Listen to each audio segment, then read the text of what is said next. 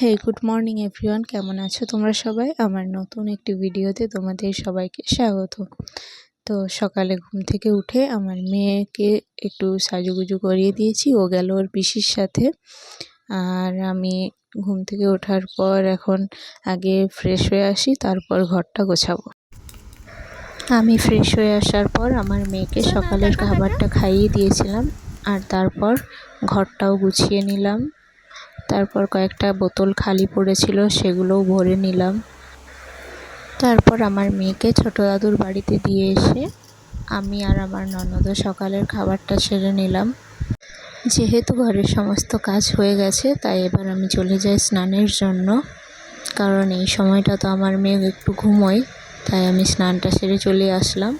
আর এই দেখো, আমার স্নান সেরে আসার পর আমার মেয়েও ঘুম থেকে উঠে গেছে, তাই ওকে স্নানটা করিয়ে দিয়ে দুপুরের খাবারটাও খাইয়ে দিয়েছিলাম। তারপর আমার মেয়ে গিয়েছিল মামা বাড়ি। ও যাওয়ার পর আমি, আমার শাশুড়ি মা, আমার বর আর ননদ 4 জন মিলে দুপুরের খাওয়াটাও সেরে নিয়ে একটু ভাত ঘুম দিয়েছিলাম। তারপর ঘুম থেকে উঠে বিকেলে কয়েকটা কাজ ছিল, যেমন ঘরটা একটু গুছিয়ে নিয়েছিলাম, ঘর ঝাড় দিয়ে দিয়েছিলাম, আর দুপুরে যে জামা কাপড়গুলো তুলে রাখা ছিল সেগুলোও গুছিয়ে রেখেছিলাম।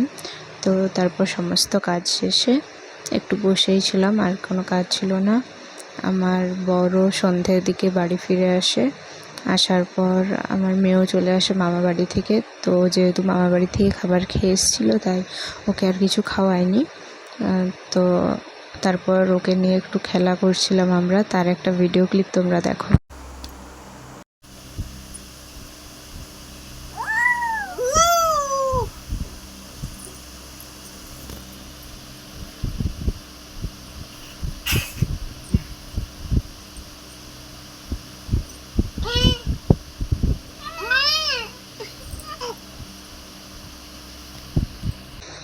তারপর ওকে কিছুক্ষণ এভাবে খেলার পর ওকে ওর পিসির কাছে দিয়ে আমি চলে গেলাম শাশুড়ি মায়ের কাছে। আমি আর আমার শাশুড়ি মা দুজনে মিলে রুটি আর আমার শাশুড়ি মা আলুগুলো ভেজে নিয়েছিল, রাতের খাবারটা হয়ে গেল।